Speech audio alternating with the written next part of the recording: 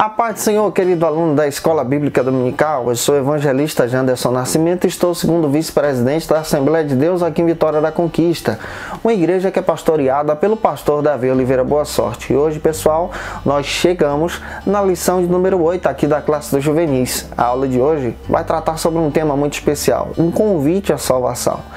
E entendendo isso, nós vamos navegar no nosso segundo trimestre da CPAD em 2020. Você que está chegando hoje pela primeira vez, ô gente boa, aproveita, se inscreve no nosso canal, passe a ser um dos nossos alunos, deixa aí o teu likezinho, o teu joinha, porque com isso você ajuda muito a gente a falar de Jesus, a falar da palavra de Deus, alcançando mais vidas para a glória do Senhor, tá? Deixa aí teu comentário também. É claro que a gente está comentando as lições de adultos, jovens, juvenis, discipulado, adolescentes. Tem aí um link na nossa descrição com todas essas playlists e o material da aula de hoje. Hoje nós vamos estudar essa lição de uma forma bem prática. Nós temos o texto bíblico, temos alguns objetivos e os pontos dessa lição. E o primeiro ponto dessa lição vai tratar sobre o seguinte argumento.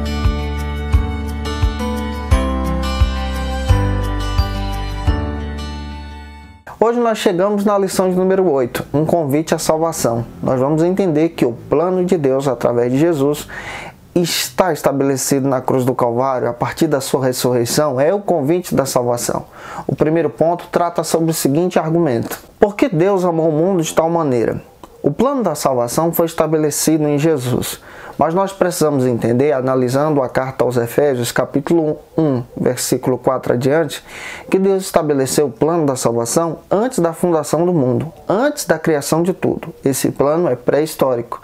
Antes de Deus formar o planeta, antes de Deus estabelecer tudo, toda a criação, o plano da salvação já foi estabelecido em Jesus.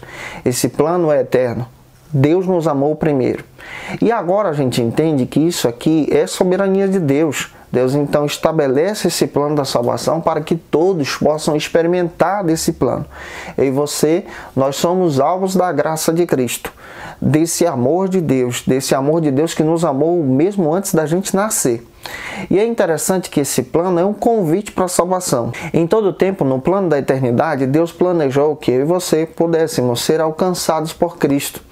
O plano da salvação é exatamente esse. Ele sabia que iríamos pecar. Ele sabia que Adão e Eva iam pecar e se afastar da sua presença.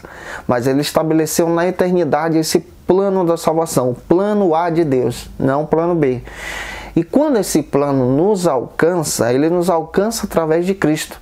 Então, nesse primeiro ponto, a gente está entendendo que aceitar Jesus é esse convite de Deus, é esse relacionamento desse amor do Deus vivo. Eu e você, nós precisamos ter esse relacionamento com Jesus. E esse Deus que é santo, de acordo com a sua palavra, nos chama, nos convence através do Espírito Santo, nos leva adiante, nos ensina e nos impulsiona a servir a Deus. E antes da gente avançar, não se esqueça de apresentar a ação do tópico 1. O segundo ponto da nossa lição vai tratar sobre o seguinte argumento: que deu seu Filho unigênito. Já disse a você que o plano de Deus para a salvação é um plano eterno, antes da fundação do mundo. E agora eu gostaria que você lesse João capítulo 3, versículo 16. Esse plano, para ser perfeito, deveria ser estabelecido em Jesus. O sistema de adoração do Antigo Testamento e de sacrifício para perdão do pecado funcionava da seguinte maneira: a pessoa deveria, anualmente ou de período em período, levar um sacrifício a Deus para poder pedir perdão dos seus pecados.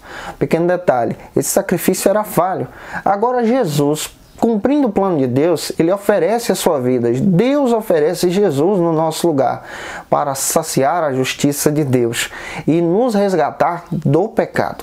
Esse amor foi tão profundo que Cristo se entregou na cruz do Calvário, como nós já estudamos aqui sobre a crucificação de Jesus nessa lição. E em Filipenses capítulo 2, versículos 5 a 11, ele destituiu-se da sua glória, ele abriu mão dessa glória, mesmo sendo Deus, continuou sendo Deus, porém decidiu se tornar em forma humana.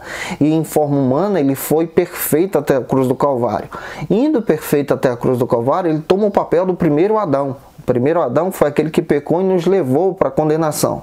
Agora Jesus, sendo o segundo Adão, nos resgata dessa condenação e nos leva para Deus. Ele é aquele que faz o papel do pastor e nos resgata, como aquela parábola da ovelha perdida, que a própria lição apresenta para você.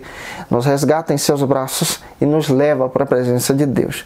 Finalizando o ponto número 2, da presente ação, tópico 2, vamos para o terceiro ponto da nossa lição de hoje. O que é a salvação?